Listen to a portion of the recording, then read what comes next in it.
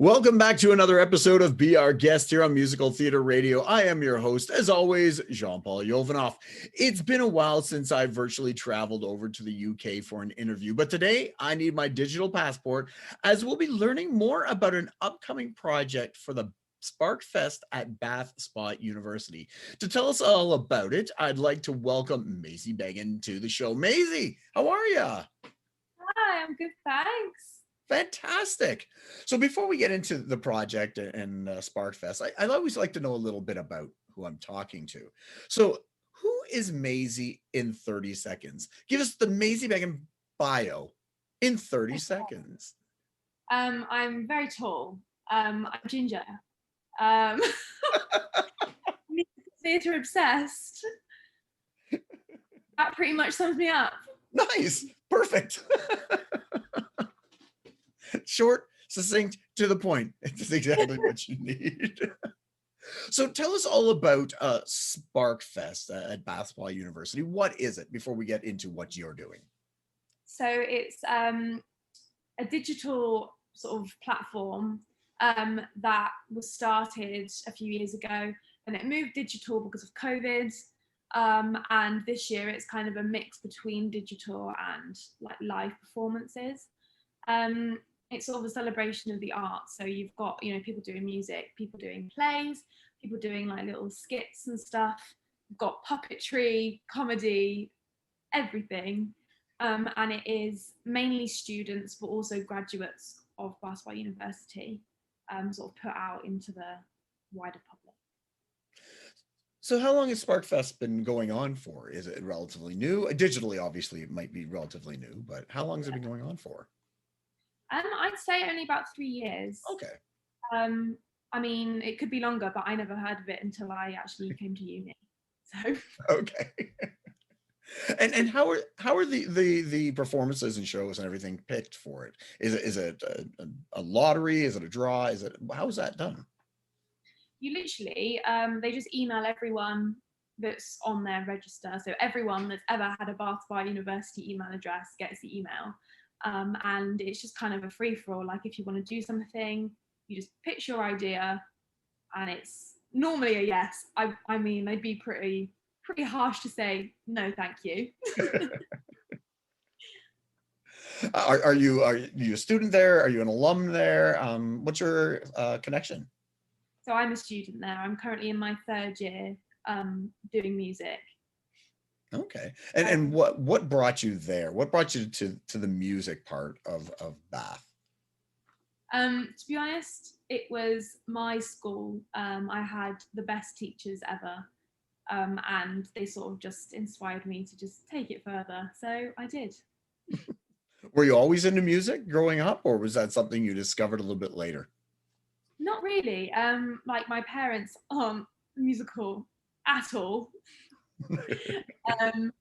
And I always remember this, and it's just so cheesy, but I was in the Brownies, mm-hmm. And one week the like owl person brought her flute in and started playing. And I was like, I want to do that. So I went home and I said to my mum, can I buy a flute? And she went, well, no, because they're like £1,000, but you can rent one.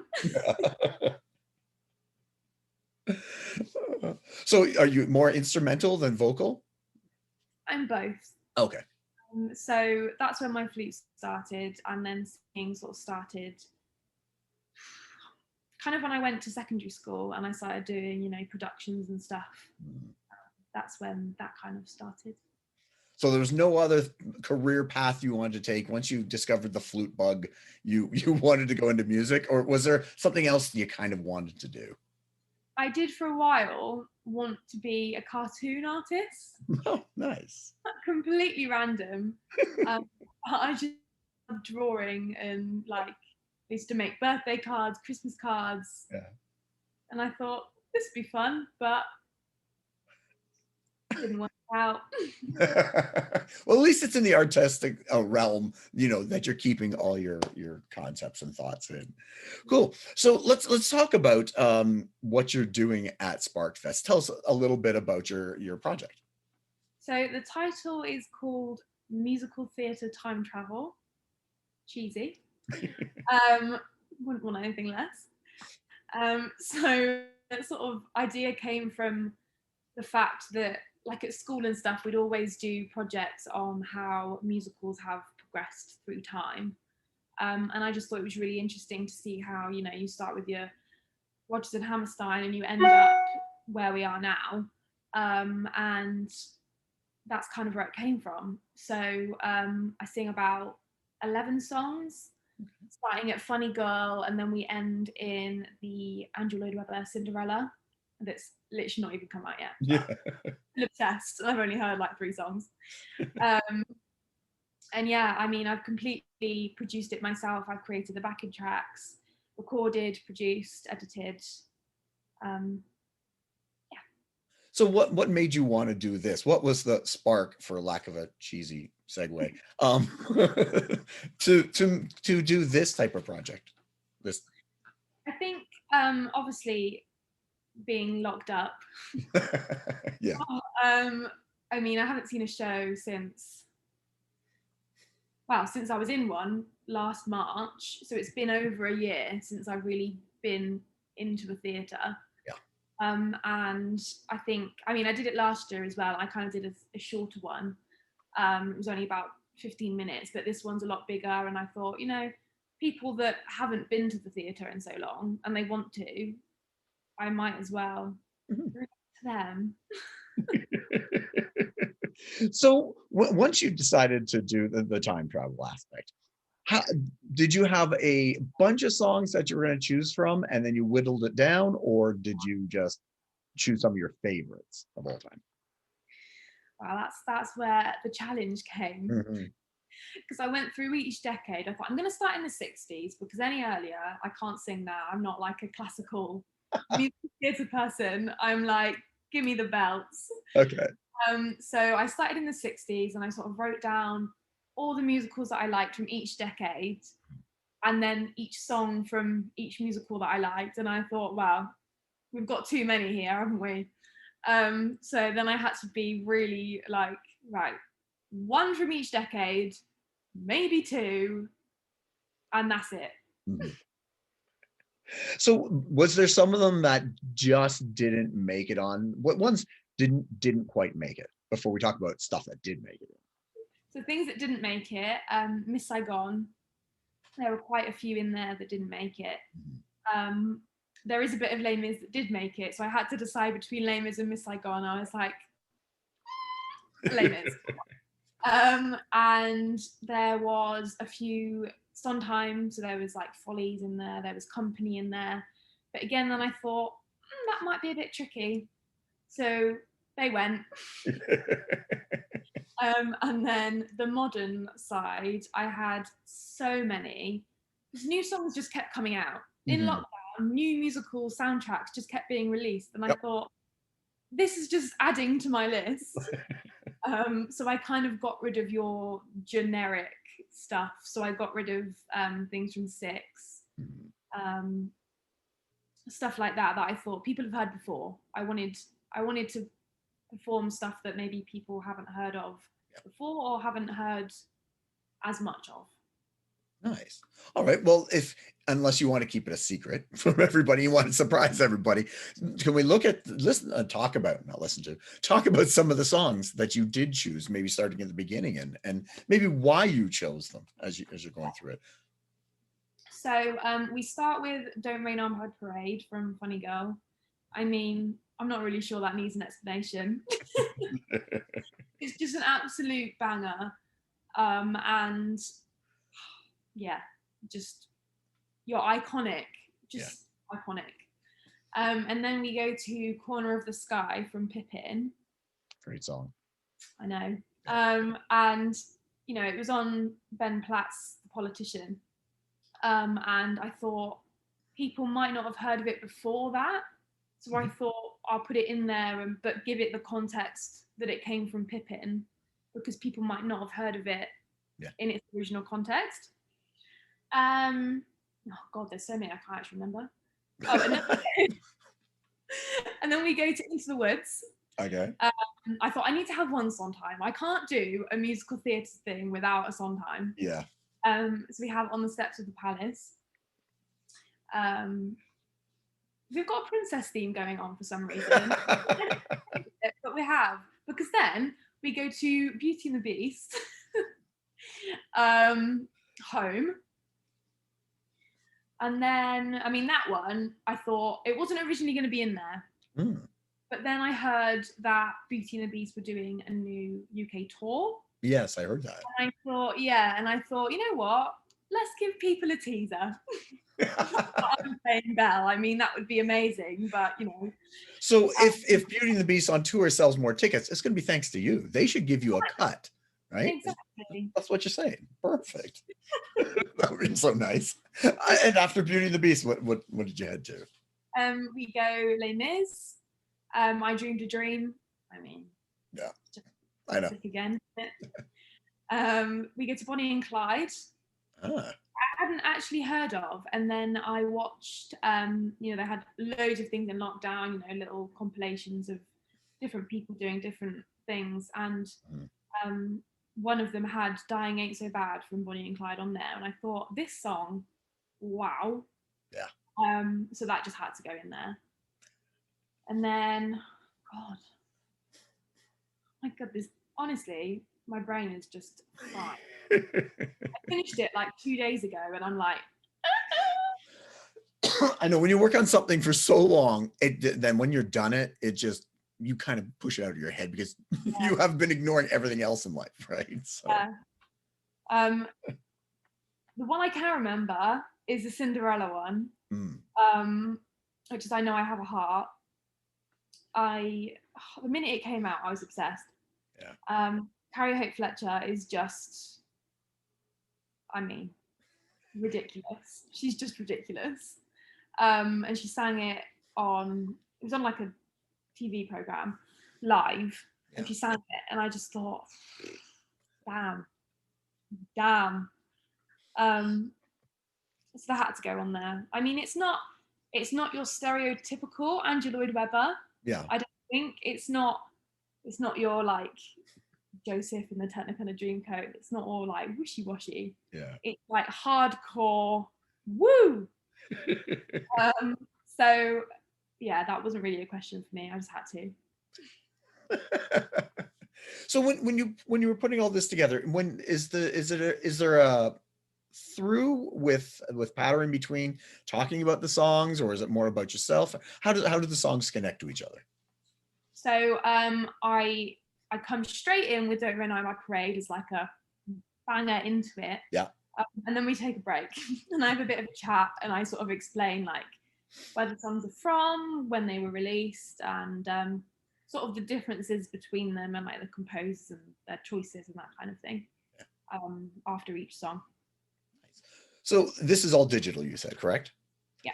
So you would have had to record it from home, obviously. Now you're in music, so you as you said, you put the tracks together and that sort of thing. But that's great. But did you have to learn how to record it? Like, did you have to learn how to be a sound engineer and all that fun stuff, or is that something you already knew how to do?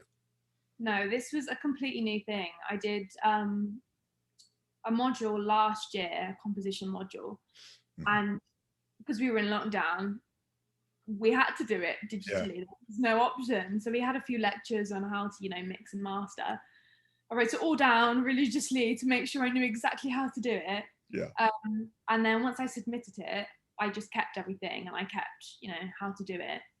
And I try and upload weekly on my YouTube. And, doing that each week, I learn something new, and I learn how to mix better, and all those kind of things. So this is the biggest thing I've done, but because of lockdown, I've had to learn how to do things digitally. Definitely helped. Yeah, the pandemic, as I've talked to many people, it's been terrible, but the skills we've all had to learn that we probably would never have looked at in a million years, because we're focused on live in the theater with people. So congratulations on learning these skills and putting this together. So when does this all premiere? When can people see your show?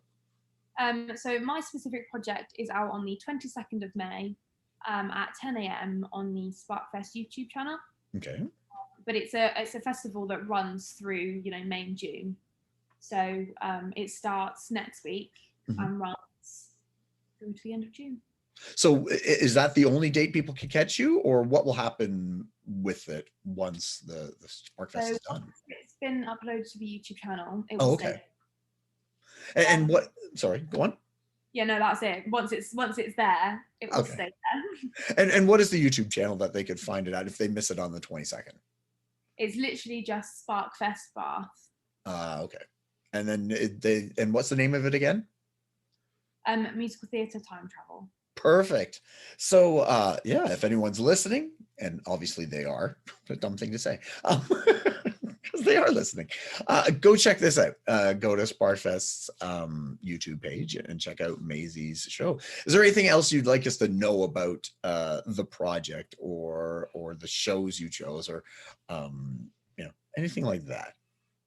Just some of the songs I hadn't heard of before, and fell in love with the songs, and then fell in love with the musicals. So if you're looking for new stuff to listen to, I'm sure there's at least one on there that you've not heard before.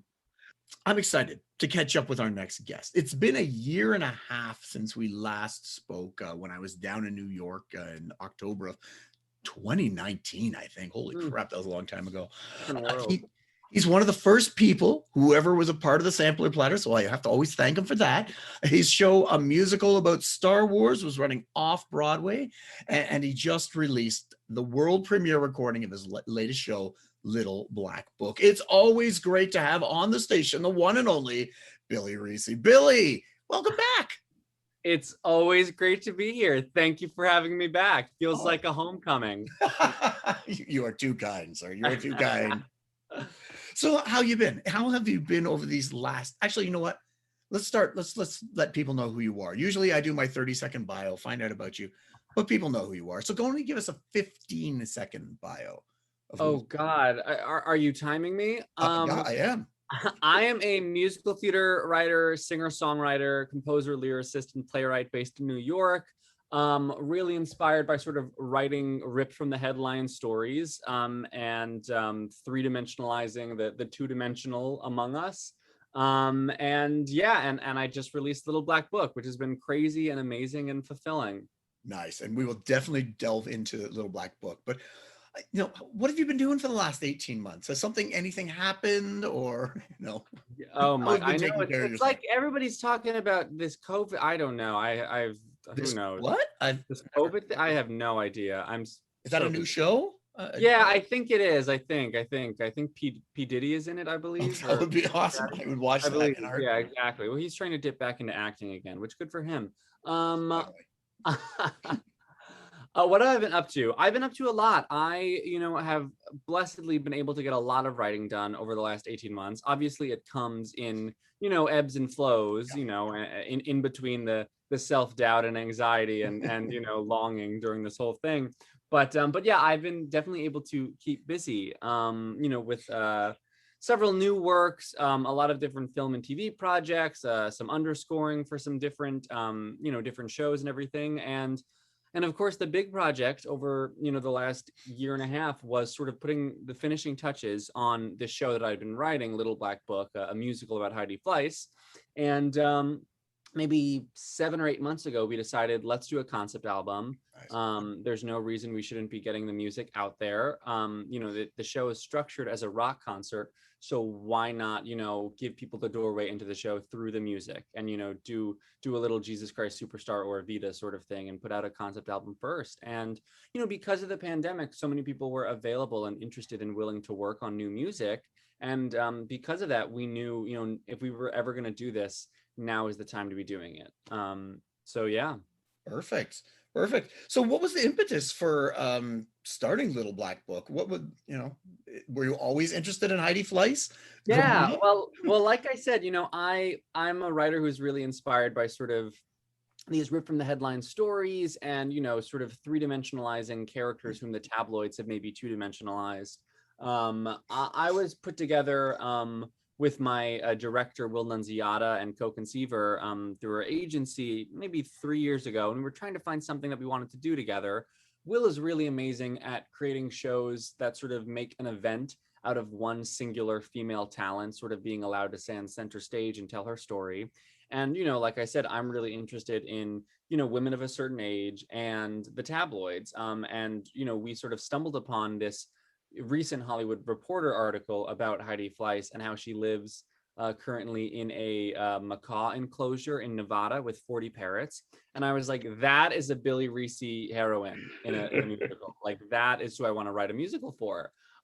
So we thought, let's do this sort of this one-ish woman show. So it's one woman and three backup girls who sort of play the voices of Heidi's parrots, in addition to, the voices of not like a stupid Julie Taymor way, mind you, Let me just clear the air there. There's no headpieces or anything.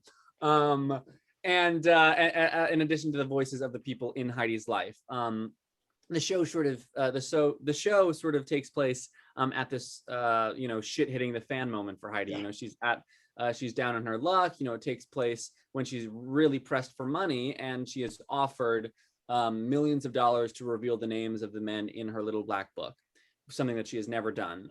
So she sort of has to go back and sort of recontextualize her own story and not only just retell her story for the audience, but tell it for herself again and decide if this is something that she is willing to do. So when you were writing the show, how did you connect with it? Because I'm going to guess that you are not a former madam. Not anymore. I'm just going to make anymore. that assumption. Oh, okay. Yeah, no, I tried, but no, look, I mean, she was the thing that I was most inspired by her was how young she was when she was sort of taking on the world and sort of at the top of LA and controlling this industry. I mean, she was 26 at the height of everything. And as somebody who, is young and ambitious and, really inspired by other young and ambitious people, that was a character that I wanted to not reward, but shed some more light on again, and say, I mean, yes, what she did was illegal, but she had a shrewd sense of business acumen, right? And she completely redefined an industry. She took care of her girls in a way that, pimps and, the non Heidi Fleiss side of the sex industry would not. And again, her moral compass was so much deeper than people gave her credit for. I mean, to never reveal the thousands of names of, rich, wealthy male one percenters in her book, even knowing that she could get millions of dollars for it, is something that I found really inspiring. When you first came up with the concept, was it always going to be this, and let me know if this is wrong, this Hedwig style, Six style, or was it going to be a full-blown, musical? Yeah, no, I'm glad you asked. Yeah, Hedwig was always a North Star for us, and Six, sort of came out as we were, wrapping up our first draft. I mean, I'm a child of cabaret, like I love competing with the risotto balls in the first row. So that is sort of my gateway into a lot of stories and the framework of a lot of storytelling structures. And yeah, I thought if there was anybody I wanted to see, stand center stage, clutching a mic and telling their story for 90 minutes, in addition to 11 or 12 really great genre styled songs, then it was Heidi Fleiss. Okay. And so you've come up with a concept, you've written the songs. How long ago was that? Did you first come up with it? Yeah, so we, I think, had our first meeting about it in early 2019, and the first draft was done in like January of 2020, with an eye towards doing a 29-hour reading in the summer of 2020. Did you do any type of 24-hour reading? No, I mean, we concept? did a couple of table reads and everything, but then, we decided to put our focus on the concept album. And we said, what is something that we could do? We were like, people are kind of zoomed out right now. I don't think anybody really wants to tune into a new musical by a couple of unknowns on Zoom. I certainly don't. But what, I think people did want to do was listen to a really well-produced album that was recorded sort of by 11 icons of the stage. It worked for Andrew Lloyd Webber, so and if it works for Andy, it works exactly. for us. So you could be getting a Sir title. Well, I guess an honorary one because that's honestly the only reason I'm doing this. And that has always ever been the only reason I'm doing anything. I know, musical theater. Title. Come on. So you have the songs written. How did you reach out to all the great performers? Because I've listened to it, and it does sound fantastic. And I'm not just blowing smoke up your ass on this one. It is really good. I really appreciate it. Yeah, no, I mean it's an amazing cast. We have 2 Tony winners. We have several American Idol alum and several Billboard charting artists. Alice Ripley and Lilias White and Jessica Vosk and Orfeh and Dinah DeGarmo and Alice, did I say Alice Ripley? And a whole bunch of people, a whole bunch. Yeah.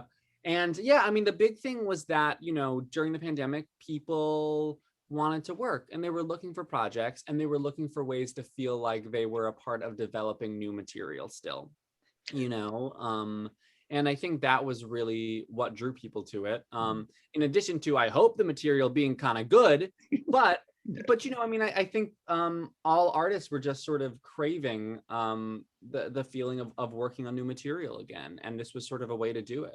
Do you think the pandemic has helped this connectivity of larger and smaller? Not that it's not small, but you know what I mean? And brought that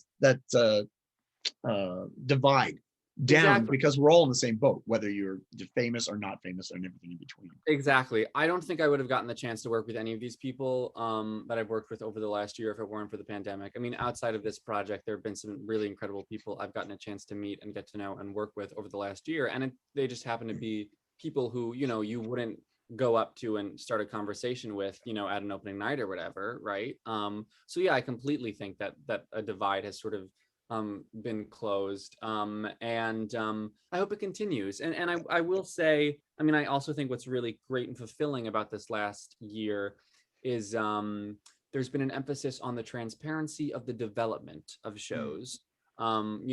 Forever, I mean, Broadway shows were made just in closed rooms, in front of maybe 100, 200 lucky people, investors, producers, whomever. Whereas now, over the last year, people are able to see how musicals are made firsthand and in real time. And I hope that continues, because it is only harmful for the young creators for it to seem like musicals just happen overnight.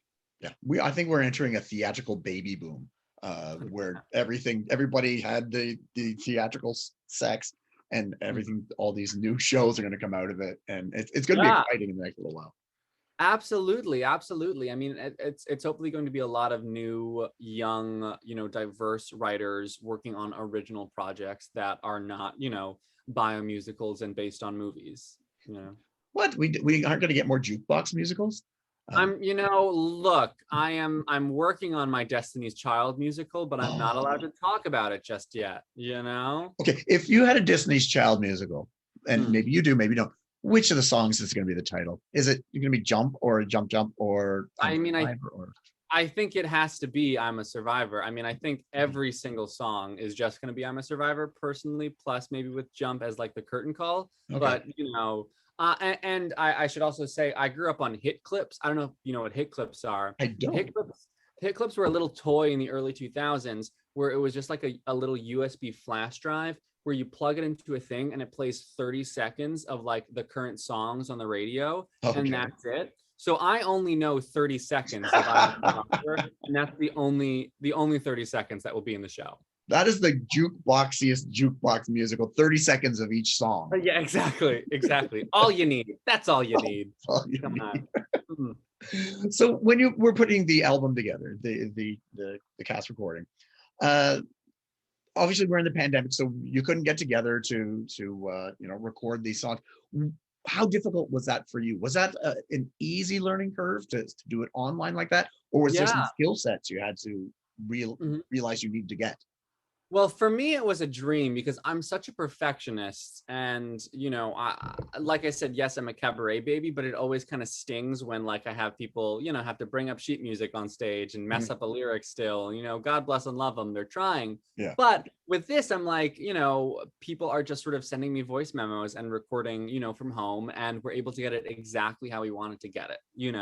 We're literally, and because we're not in a studio, there's no time constraint, right?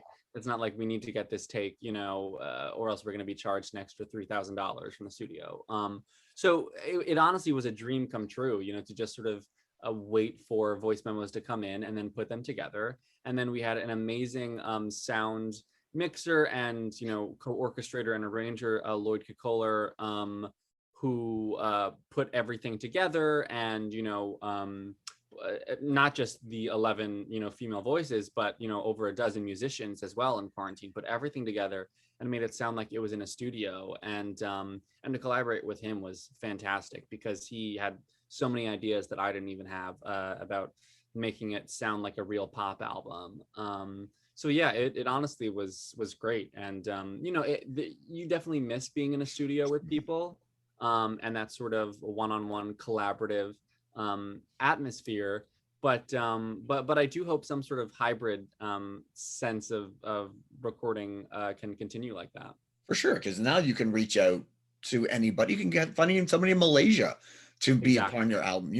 Now you can find the best of the best to be a part of the recording. Exactly. No, yeah, you don't just have to find somebody who'd be willing to come to your apartment to stand in your closet and sing in your $50 Amazon mic, but I'll still put those ads on Craigslist. You never know who's going to come. You never know. Yeah. Everything good comes from Craigslist. Right. Exactly. That's my next musical. Yeah. Oh, Craigslist, the musical. Yeah. Nice. Did you learn any new skill sets? Did you do any of the editing or anything like that, or was that? Yeah, I would say I didn't particularly learn any new recording skill sets that I didn't know for this project specifically. But I'd been doing a lot of sort of spec projects and, film and media projects before we decided to do this concept album, and sort of learning the technology and everything of these recording programs and Logic and everything that sort of prepared me for it. You mentioned that you had lots of pretty famous people, from a lot of on Broadway and TV and things like that. And you don't have to say anything in particular, but was it easy working with someone of those calibers, of the next level up? Because they are who they are. Was it easy to work with them, or was some of them difficult? You don't say who or what, but was it? It honestly was completely not that it was easy, but there was nothing nerve-wracking about it. Cool. I mean, I guess I'm still pinching myself, but they were all so wonderful to work with. Not a single diva among them, and again, all just sort of willing to take a chance on a young, mostly untested writer. So for that, I certainly must applaud them. And for a lot of them, they're voices that I grew up worshiping. I mean, like Diana DeGarmo has been on my list of top 5 people I've wanted to work with, since I was in 2nd grade. I mean, I cried when Von Zell Solomon lost American Idol, season 4. I mean, these are the people I love and never would have thought at this point in my career I'd get a chance to work with. So we were really lucky with who said yes and who was willing to come on board. Nice. So, where would you see this show? Like, would you see it in a giant Broadway house, or would you see it on more smaller off-Broadway, or do you see it more community theater around the world? Yeah, well, I think there's a special intimacy to the show that also, but it also sort of feels epic in scope and I suppose character and story and event. What it is, much like Hedwig or Six, is it's a party at the end of the day. So whatever theater it is in, probably a more intimate space. I don't think it's playing Radio City anytime soon, but what it is a chance for a woman of a certain age to lead a rock concert, and wherever that environment is going to be, wherever whatever environment is going to aid that best, will be where we end up doing it. I mean, I would love to see sit down productions in New York, in Vegas, in LA, and in the West End, all running sort of simultaneously. Because one, it's very small, it's very cheap, and two, it's a story that most people know, and three, it's again a great chance for sort of a female icon to take on a fantastic tour de force of a role, and sing 12 really good songs.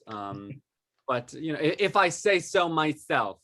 But yeah, we'll see. I'm excited to see what the next steps of it are. Well, I look forward to, once everything's back to relative normality, coming and seeing that someplace on stage. Thank you. Are you still, do you think it's ready to go on stage, or do you think you still have a bit more workshopping of the book art and that sort of thing? Yeah, I mean, we've been doing workshops of the book. We've been doing table reads and everything. I think it's in a place that I'm pretty happy with. I mean, I think there's only so much you can do before, I think a lot of the bulk of the next steps of work on this book will be work that is done in the room, and that can only exist, with a workshop that we're working on, or, an initial production. Because again, it's a rock concert, so much of it is styled as banter, and you're not going to know really what lands until you're able to have that relationship with an audience. But for now, I mean, I'm certainly very happy with where the music is, and I think that paired with a pretty damn good book could smell good things for the show. Nice. I look forward to seeing it someplace, somewhere. Toronto has lots of smaller venues. We could. Yeah, no, absolutely. No we'd be down. Absolutely. Count us in. Awesome. So let me just go back a little bit. Because you had a Star Wars musical, right, on running, and I missed it when I was down there because you played on a Saturday and I left on the Saturday, and I was like, no. Right. My plan was to come back and see it, and then you know what happened with that. How where were you and how was that how did you tell the cast and everything that it was so we were just about to celebrate our 1-year anniversary off Broadway, actually, and there was actually a little bit of discrepancy early on for off-Broadway shows. We weren't necessarily sure if we were supposed to be shutting down early on, because the governor's mandate was no gatherings of more than 500 people. So all the off-Broadway theaters were sort of just waiting for the next day or so to figure out what to do. And I think everybody, even I think before it was officially announced that you couldn't have more than 25 people in a room, I think everybody decided we should probably cancel shows as well and go with Broadway. So it was a bummer. But, I mean, it's what we have to do. And as far as I know, a musical about Star Wars will be coming back once theaters reopen, hopefully sooner rather than later. And people will be able to see it again. And the set is just sitting there, right? It's just sitting in the back. I believe so. I mean, I actually think the theater itself has gotten renovated during quarantine. Oh, really? So the set might be sitting in somebody's apartment right now, and which is great. So we will return to a very nice, newly built theater, hopefully. That would be fantastic. Wouldn't it be great? You just come back and you got this new thing to come. Honestly, nice, shiny, and new. Come on. That's awesome. So what have you got going now? I know you're going to be working on a Little Black Book. Do you have anything else in the pipeline outside of the Destiny's Child musical, of course? Well, that's taking up most of my time. I don't doubt it. 30-second clips. It's hard to write a full-length show with 30-second clips. Exactly. Really a lot of brainstorming. So I'm working on a couple different things right now. Obviously Little Black Book is the big thing, but my next project is a musical that has a producer attached. I can't talk about just yet. Basically called Foul Play, and it's about two queer musical theater writers who get hired to write an apology musical for a certain conservative fried chicken company. I can't say what the chicken company is called because these walls have ears. Yeah. But it's Chick-fil-A, and sort of all that follows. Yeah. So that's the big thing right now. Well, I look forward to seeing that one. And if there's chicken involved, I'm definitely going to be there. Oh, 100%, 100%. It'll be like Waitress where they give out the pies and everything. And yeah, we will be giving out little cans of fried chicken. It'll be great. If you could do a double bill of that show and Waitress, I'm going to be so full. Yeah. Oh, that has always been the plan, with a musical about Star Wars on Saturday nights. So of course. Yeah, it's just on the Waitress set for some reason. Nice. Hey, why not? Why not? Exactly. Awesome. Well, Billy, thanks so much for coming on and talking to me today, and congratulations again on Little Black Book. I'm really, and like I said, I'm not blowing smoke up your ass. It's a really good sounding show. I've added a bunch of songs to the database to play. And I'm so happy that I get to meet you and talk to you and interview you before you get so big that coming on this little show, you'll be like, oh, I will always gladly come on this show. 100%. No, 100%. Not even a question. Oh, thank you for having me. No problem. It's always great talking to you. And let's make it less than a year and a half till I get down to New York and see you again. Truly, honestly, I can't wait. But I can't. I don't have a choice. The Canadian government controls all. Yeah, come on, Trudeau, get your shit together. Come on. He's too busy looking in the mirror being pretty. I would too if I was him. Very Come good on. point. Awesome. All right. So we were talking with Billy Recce, the creator of the newest musical, Little Black Book. Definitely go check it out. Check out my social media pages, as I will be promoting the heck out of that. How to hear it on Spotify. Only listen to it once on Spotify and then come back to the radio station. So tune in next week as we'll be talking to another guest or guests about their life, love, and passion. That is musical theater. I am your host, as always, Jean-Paul Jovanoff. And until next time, I'll see you when I see you.